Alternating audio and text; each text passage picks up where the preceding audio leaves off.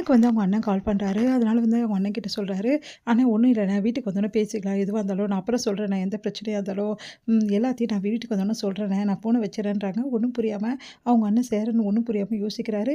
எங்க சோழன் கிட்ட வந்து நிலா கேட்குறாங்க, "ஃபோன்ல யாரு? எல்லாம் என் அண்ணன் தான். விஷயம் தெரிஞ்சுச்சு. அதனால கேட்குறாரு. நான் வீட்டுக்கு வரேன்னு தான் சொல்லியிருக்கேன்." அப்படின்னோனே, "ஓ! அப்படிங்களா?" அப்படின்னோனே, நிலா வந்து ஒரு சந்தேகம் கேட்குறாங்க. "நம்ம தான் பொம்மை கல்யாணம் தானே பண்ணிக்கணும். எதுக்காக இந்த தாலிய நான் போட்டுருக்கணும்? அதனால இந்த தாலிய நான் கழட்டிட்டுமா?" அப்படி சொல்லிட்டு கேட்குறாங்க. "ஐய்யய்யோ! தாலிய கழட்டுறாளே! அதுவும் ஃபர்ஸ்ட் நாளேவா?"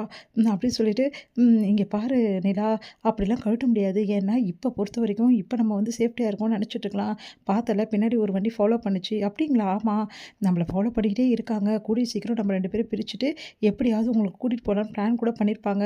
அதனால இந்த விஷயம் யாருக்கும் தெரியக்கூடாது. ஒரு வேளை நம்ம பண்ணது பொம்மை கல்யாணம்னு தெரிஞ்சதுன்னு வச்சுக்கோங்களேன், கண்டிப்பா உங்க அப்பா வந்து கூட்டிட்டு போயிருவாரு. அப்புறம் உங்க படிப்பெல்லாம் வேஸ்ட்டா போயிடும் பார்த்துக்கோங்க." அப்படின்னோனே, "ஐய்யய்யோ! வேணாம், வேணாம். நான் தாலி போட்டுட்டே இருக்கேன். இங்க பாருங்க, நம்மள பொறுத்தவரைக்கும் இது பொம்மை கல்யாணம். ஆனா எல்லாரையும் பொறுத்தவரைக்கும் இதுதான் வந்து ஒரிஜினல் கல்யாணம்." அப்படின்னு நீங்க யோசிக்கணும். எங்க வீட்ல கூட கேட்பாங்க உங்கள ஏதாவது. நீங்க உண்மைய சொல்லிடாதீங்க. ஒரு வேளை எங்க வீட்டு மூலமாவும் எல்லாருக்கும் தெரிஞ்சுச்சுன்னா, அதுக்கப்புறம் நம்ம 2 பேரையும் வந்து பிரிக்கிறது பிரச்சனை கிடையாது. உங்களுக்கு உங்களோட படிப்பே பாழாயிடும். ஏன்னா கண்டிப்பா உங்க அப்பா கூட்டிட்டு போயிடுவாரு." அப்படின்னோனே, சரிங்க. எவ்வளோ நாள் வரைக்கும் நான் இந்த மாரி நடிக்கணும்?" அப்படின்னோனே, "ஏங்க உங்களோட ஆம்பிஷன் முடியிற வரைக்கும் தாங்க. உங்களோட ஆம்பிஷன நீங்க வந்து தொடங்கிட்டீங்கன்னா, அதுக்கப்புறம் நீங்க உங்க கால்ல நிக்க போறீங்க. அதுக்கப்புறம் யாரோட தயவும் தேவையில்ல. அப்புறம் நீங்க சொல்லிக்கலாமே! எந்த பிரச்சனையும் இல்லையே!" அப்படின்னு. "ஆமாங்க. நீங்க சொல்றதும் கரெக்ட்டு தான். ஆனா, அதுவரைக்கும் நான் எப்படி உங்களுக்கு ஒய்ஃபா? என்னங்க நீங்க இப்படி பண்றீங்க? இப்ப இப்ப நம்ம எங்க போயிட்டுருக்கோம்னு நெனைக்கிறீங்க? எங்க வீட்டுக்கு தான் போயிட்டுருக்கோம். எங்க வீட்டுக்கு போயிட்டு எங்க கூட இருங்க. அதுக்கப்புறம் பார்த்துக்கலாம் எதுவா இருந்தாலும்." "ஏங்க இது எப்படிங்க? உங்க வீட்ல ஃபுல்லா ஜென்ஸ் இருக்காங்க. எப்படிங்க நான் வந்து அங்க தங்க முடியும்? என்ன நீங்க இப்படி பேசுறீங்க? அவங்கள பொறுத்தவரைக்கும் இப்ப நீங்க யாரு? நான் யாரு? நீங்க வந்து என்னோட ஒய்ஃப்ங்க. என்னோட ஒய்ஃபா இருக்கும்போது எப்படி அவங்க வந்து உங்ககிட்ட வந்து சகஜமா வந்து பேசுவாங்க. நார்மலா வேற ஒரு பொண்ணு மாரி ட்ரீட் பண்ண மாட்டாங்கல்ல." அப்படின்னோனே, "ஆமாங்க." அப்படின்றாங்க. அப்புறம் நீங்க என் ஒய்ஃப்ன்ற முறையில அங்க வந்து தங்கலாம். எந்த பிரச்சனையும் வராது. ஓகேவா?" அப்படின்னா, சரிங்க, சரிங்க. சரிங்க. அவங்க உங்க வீட்ல ஏதாவது சொல்லுவாங்களா?" "அதெல்லாம் ஒண்ணும் சொல்ல மாட்டாங்கங்க. பார்த்துக்கலாங்க. நீங்க வந்தா தெரிய தானே போது. நீங்க என்னங்க சொல்றீங்க? நீங்க வாங்க நேர்ல போய் பேசிக்கலாம்." அப்படின்னோனே போறாங்க. போனோனே இங்க வந்து தம்பிங்களுக்கு தாங்க முடியல.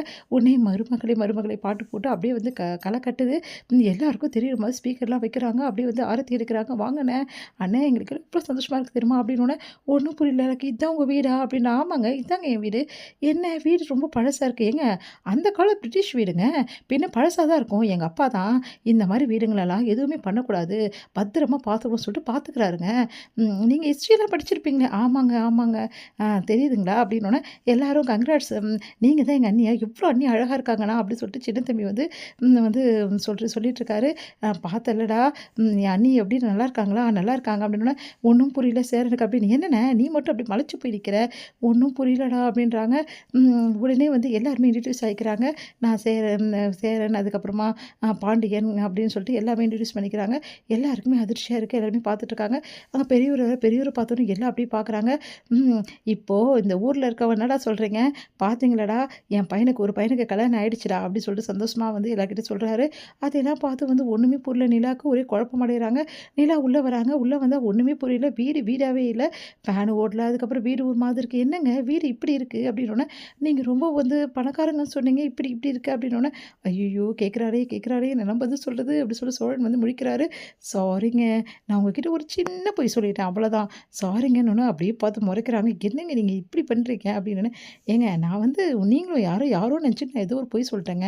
ஆனா நீங்க இங்க வருவீங்கன்னு எதிர்பார்க்கலங்க." அப்படின்றாரு.